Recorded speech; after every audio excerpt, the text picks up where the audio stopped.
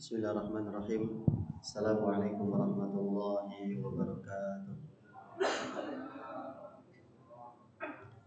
Alhamdulillahirabbil alamin wassalatu wassalamu ala nabiyyina Muhammadin wa ala alihi wa ashabihi ajmain. Allahumma inna nas'aluka ridhaka wal jannah wa na'udzu bika min sakhatika wan nar. Allahumma inna nas'aluka ilman nafi'an wa rizqan thayyiban wa amalan mutaqabbala. Allahumma ja'alil Qur'ana rabi'a qulubina wa nura sudurina wa dhahaba ahzanina wa jalaa humumina wa sa'iqana ila jannati bi rahmatika ya arhamar rahimin. Amin ya rabbal alamin. Amma ba'du. Ya ayyuhalladzina amanu taqullaha haqqa tuqatih wa la tamutunna illa wa antum muslimun. Hadirin hafizakumullah. Alhamdulillahirabbil alamin.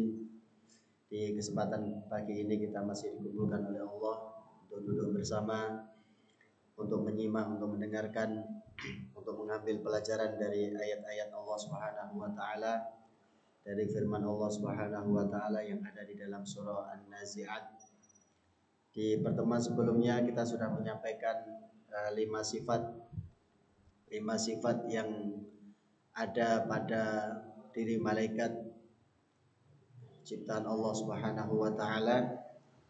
Allah menyebutkannya di surah An-Nazi'at ayat pertama sampai ayat yang kelima. Wan nazi'ati gharqa wan nasyitati nashta was sabihati sabha fasabiqati sabqa fal mudabbirati amra.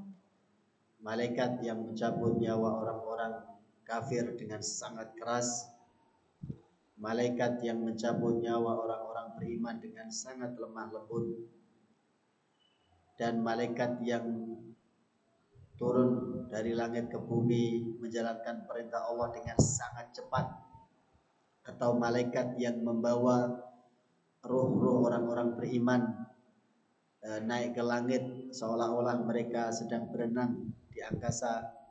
As-sabihat, sibahah, kita mengenal kata itu, berenang.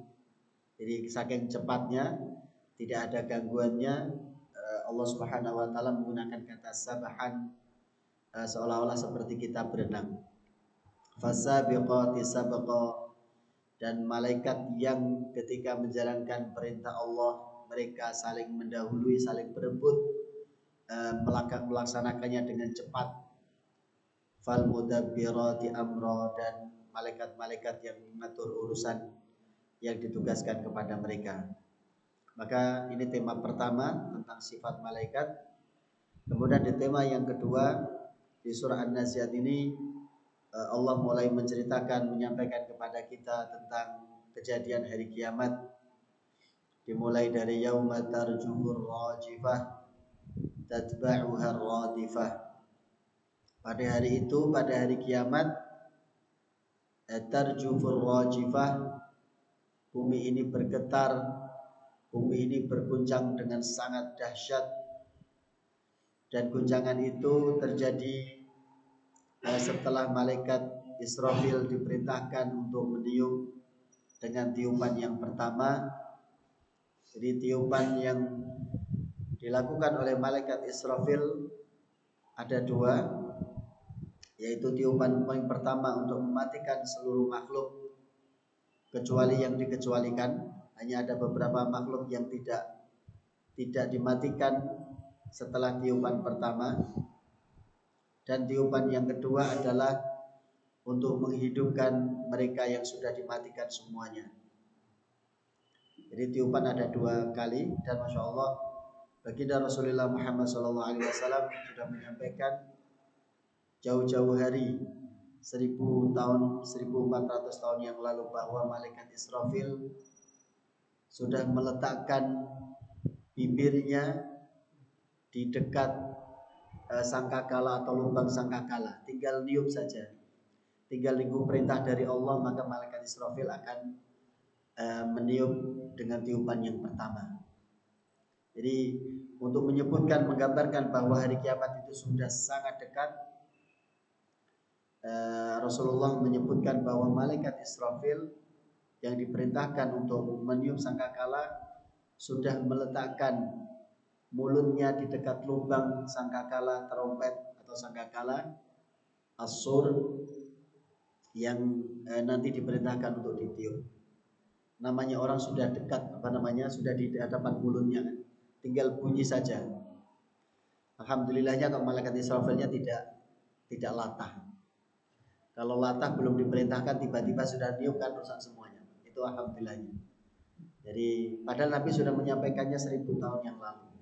Alhamdulillahnya. Maka ini sebagai peringatan untuk kita semuanya sudah dekat.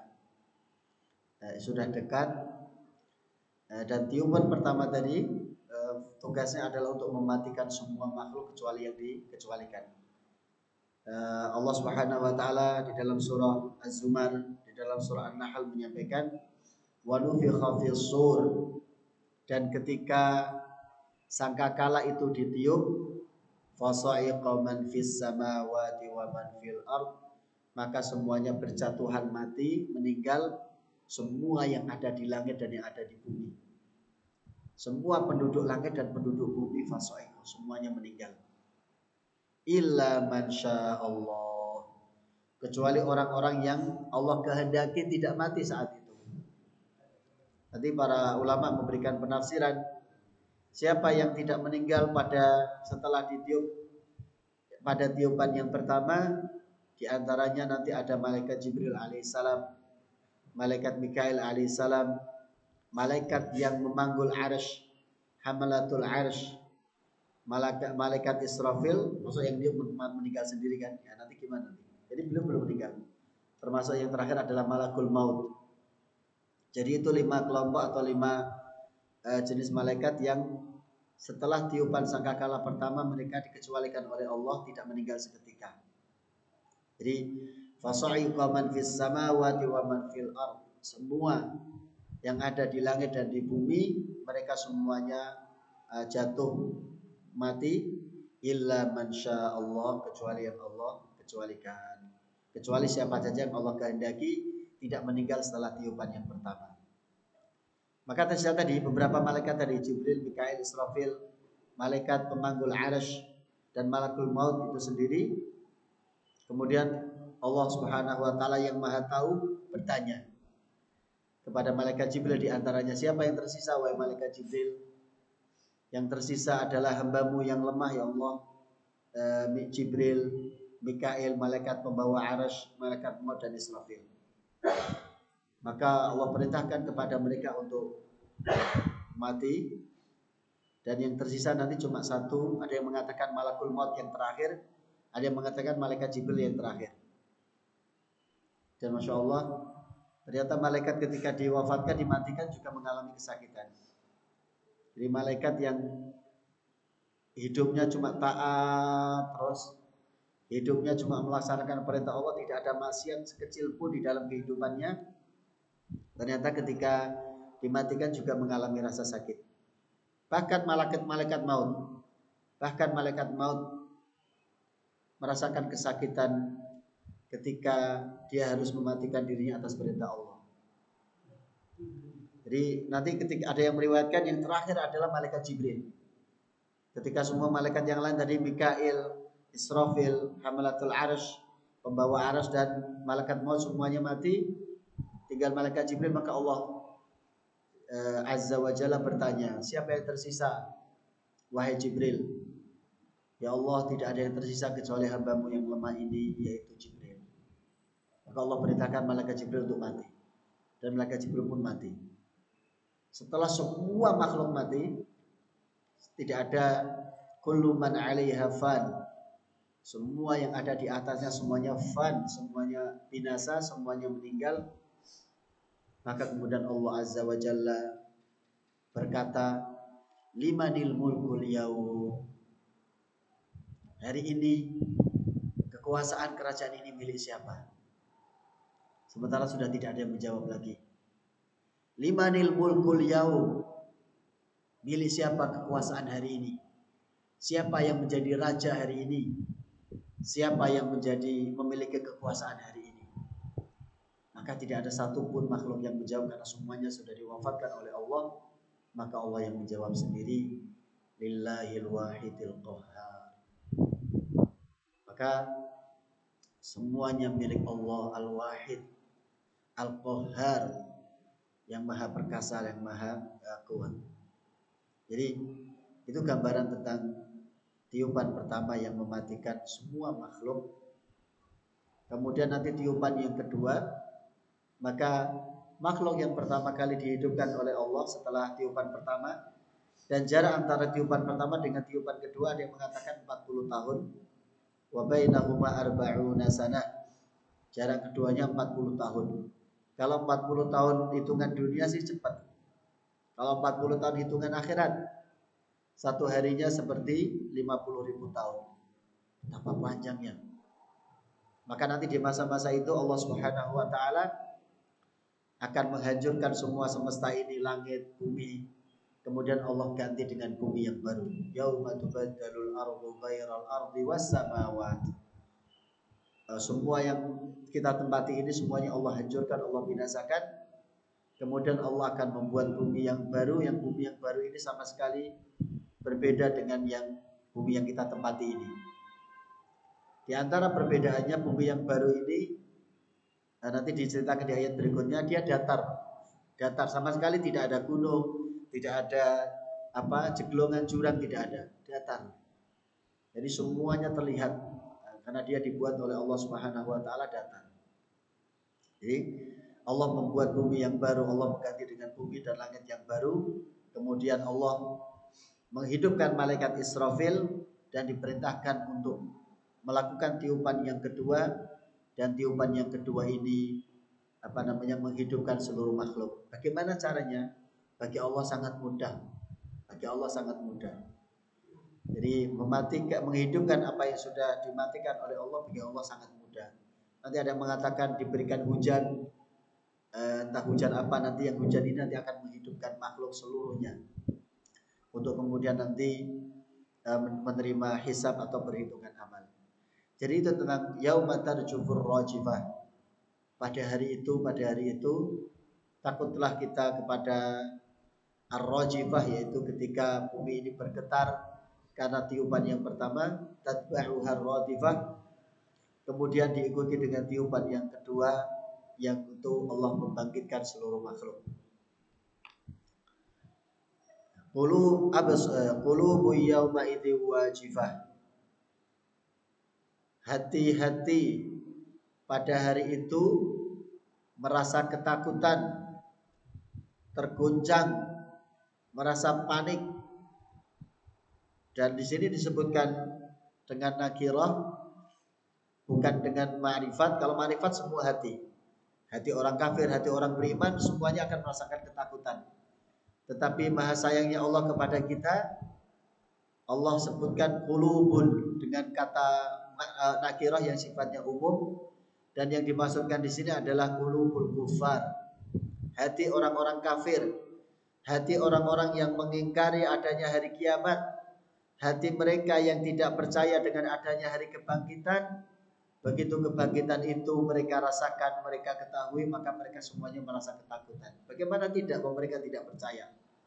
Apa yang mereka ingkari, apa yang mereka dustakan itu terjadi pada mereka, maka yang ada penyesalan, ketakutan. Makanya Allah menggambarkan qulubun, hati-hati mereka, yauma idzin, pada hari kiamat, wajifah, mereka terguncang dengan guncangan yang dahsyat, merasakan ketakutan. Bukan hanya hatinya, absaruha khasyi'ah, ketika hatinya takut, merasa ketakutan, terguncang dengan guncangan yang dahsyat, yang hebat, maka guncangan hati itu berefek kepada anggota badannya, dan yang paling kelihatan adalah pandangan matanya. Absaruha, pandangan mata mereka, khasyi'ah, mereka menjadi rendah, menjadi tertunduk. Mengapa? Karena dulu mereka disuruh tunduk, tidak mau. Maka semoga Allah menjaga kita semuanya tidak termasuk di yang disebutkan di ayat ini. Karena kita beriman bahwa nanti akan ada kehidupan setelah kehidupan di dunia ini. Kita beriman bahwa nanti kita akan dibangkitkan setelah kita diwafatkan. maka semua keimanan itu akan mengantarkan orang beriman tinggal mengatakan, oh ini yang sudah Allah janjikan, oh ini yang sudah Allah sampaikan, oh ini apa yang sudah Allah peringatkan terjadi. Jadi tidak merasa ketakutan, justru merasa janji-janji Allah itu terbukti satu persatu di hadapan mereka. Jadi yang dimaksud di sini adalah hatinya orang yang mendustakan tentang hari kebangkitan. Begitu mereka merasakannya sendiri, maka mereka ketakutan.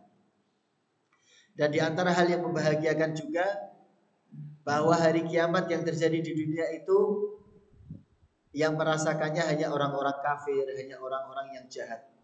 Adapun orang-orang yang beriman, mereka akan diwafatkan, dimatikan sebelum kiamat itu terjadi. Maka kita bersyukur, kita berdoa kepada Allah semoga kita tidak mendapati hari kiamat. Karena kalau yang mendapati hari kiamat disampaikan oleh Nabi, maka dia termasuk orang yang jahat. Orang sudah kafir, jahat, mendustakan. Maka mereka nanti akan mengalami hari kiamat dengan semua peristiwanya yang menakutkan.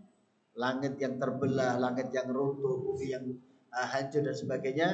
Jadi kiamat itu hanya terjadi kepada manusia-manusia yang ingkar dan manusia-manusia yang jahat. Adapun mereka yang beriman, Allah wafatkan sebelum kiamat itu terjadi. Maka ini kabar gembira. Tapi masalahnya kita termasuk apa tidak itu? Semoga kita termasuk yang tidak mendapati hari kiamat itu terjadi. Yaqulun, ini perkataan mereka yang membuat mereka nanti akan ketakutan pada hari kiamat nanti, pada hari kebangkitan. Jadi mereka mengatakan, yaqulun, mereka selalu berkata, ketika disuruh beriman, diajak beriman, mereka malah membantah dengan mengatakan, a'inna lamarduduna fil hafirah. Apakah kita semua nanti akan dikembalikan kepada kehidupan kita yang pertama? Apakah kita semua nanti akan dikembalikan kepada keadaan kita sebelum hari ini, sebelum hari kiamat? A'idza kunna 'idhaman nakhirah. Bahkan ketika kita sudah menjadi tulang belulang yang rapuh, yang rusak, yang sudah hancur, apakah kita akan dikembalikan ke kehidupan semula, dihidupkan kembali? Qalu tilka idzal karratun khasirah. Maka mereka menjawab, kalau memang itu terjadi, maka itu sebuah pengembalian yang merugikan, yang menimbulkan penyesalan. Jadi kalimat-kalimat pengingkaran ini muncul dari orang-orang kafir yang mereka tidak percaya, tidak mau beriman, tidak meyakini bahwa mereka akan dihidupkan, dibangkitkan setelah kematian. Buat mereka tidak masuk akal. Bagaimana yang sudah mati bisa dihidupkan? Bagaimana yang sudah menjadi tulang belulang bahkan sudah hancur? Dari semua tubuh manusia, organ manusia yang tersisa cuma satu bagian, yaitu tulang ekor. Di bagian itulah nanti Allah akan membangkitkan seluruh manusia. Yang tidak hancur, yang tidak rusak, hanya bagian tulang ekor. Dan dari bagian itulah nanti Allah akan membangkitkan seluruh manusia. Jadi mereka tidak percaya bagaimana yang sudah hancur bisa dihidupkan. Sementara di ayat-ayat kalau kita baca, kita akan dapati, jangankan kita, ada orang yang dimatikan, ditidurkan selama 309 tahun saja mereka bisa hidup lagi. Ada yang mereka sudah dihancurkan satu negeri itu, kemudian Allah bangkitkan mereka dan orang-orang bisa melihatnya betul-betul terjadi. Itu juga menjadi sangat mudah bagi Allah.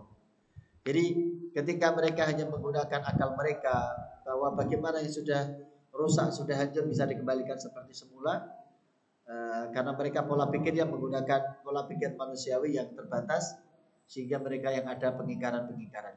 Jadi di sini kita sampaikan menghidupkan kembali itu lebih mudah daripada mematikan. Kalau ibaratnya kita membuat sesuatu yang kita sudah pernah membuatnya, kemudian kita hancurkan, kita buat lagi, maka itu lebih mudah daripada pikir dari awal. Kita membuat apa ya? Kita membuat apa? Jadi tentu mikir dari awal buat kita susah. Modelnya nanti seperti apa, bahannya apa, ukurannya seberapa. Itu kalau kita buat baru. Tapi kalau yang sudah kita buat kemudian itu hancur, katakan kita buat kursi meja ini misalkan, kursi ini misalkan. Kemudian kursi ini rusak, patah. Kita suruh buat lagi dengan bahan yang sudah ada, maka akan lebih mudah. Dibandingkan di awal kita mikir, nanti kursinya ukurannya seberapa, tingginya seberapa, berapa kayu yang dibutuhkan. Itu saja kita mikir dalam arti begitu sudah buat rusak, buat lagi maka lebih mudah. Apalagi bagi Allah Subhanahu wa taala. Bagi Allah tidak ada yang sulit. Bagi Allah tidak ada yang rumit, tidak ada. Semuanya mudah. Allah tinggal menyampaikan kun, jadilah, maka apa yang Allah inginkan itu akan terjadi. Maka membangkitkan itu jauh lebih mudah.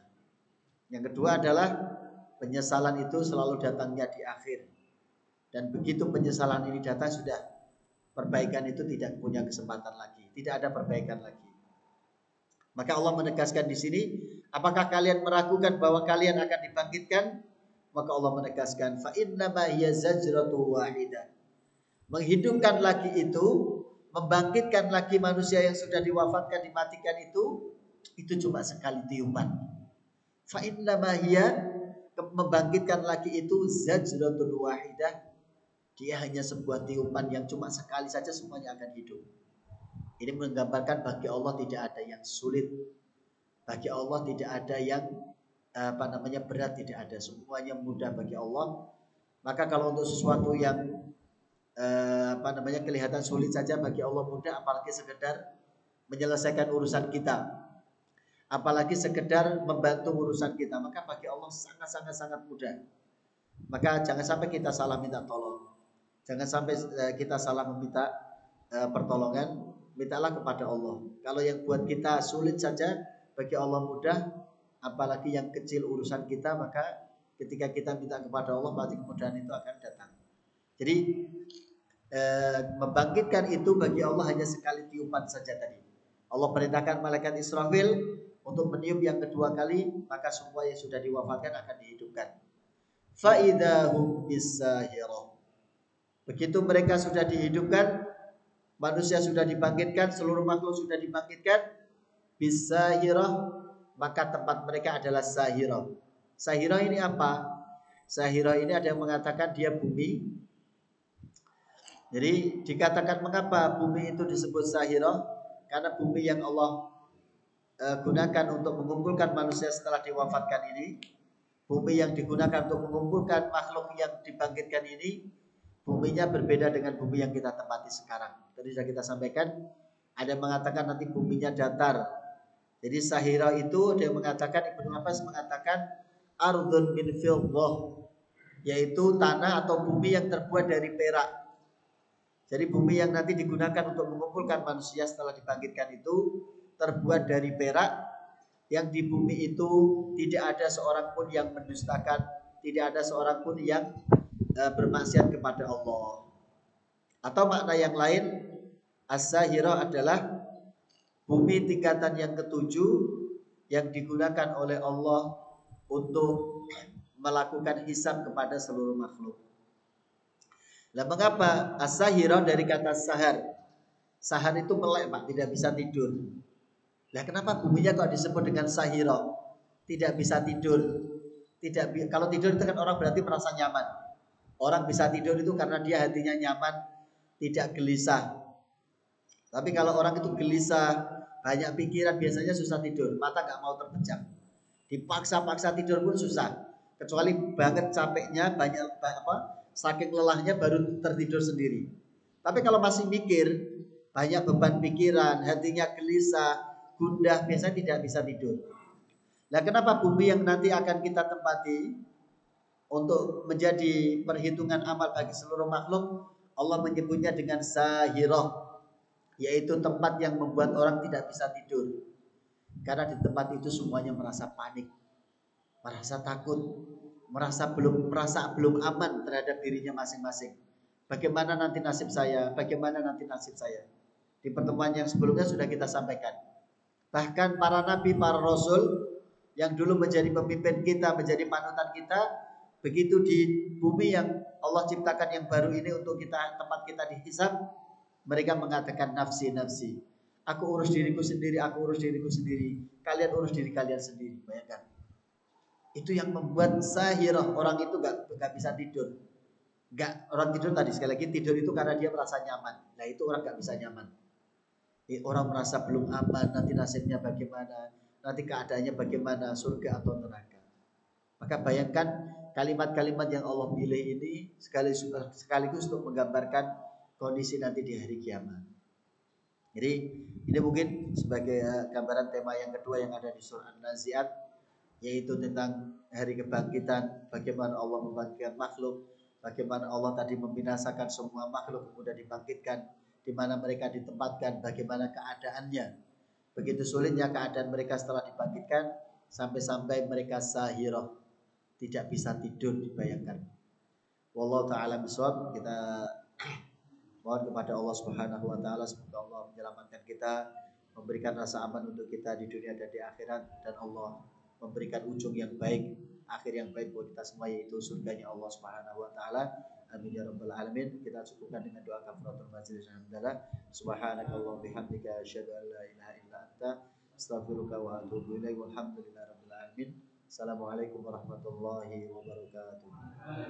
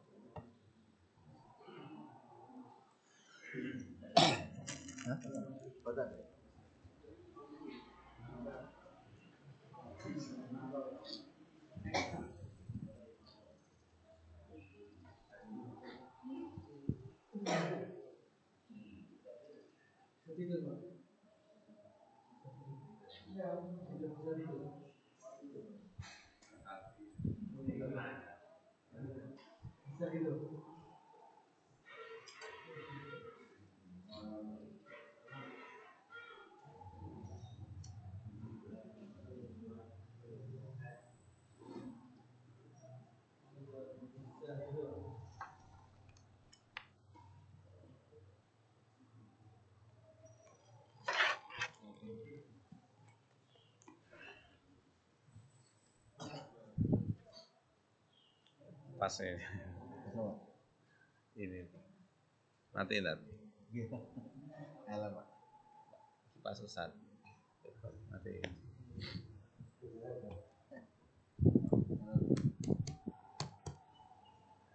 kondisinya panas malah atau musim hujan nggak apa-apa.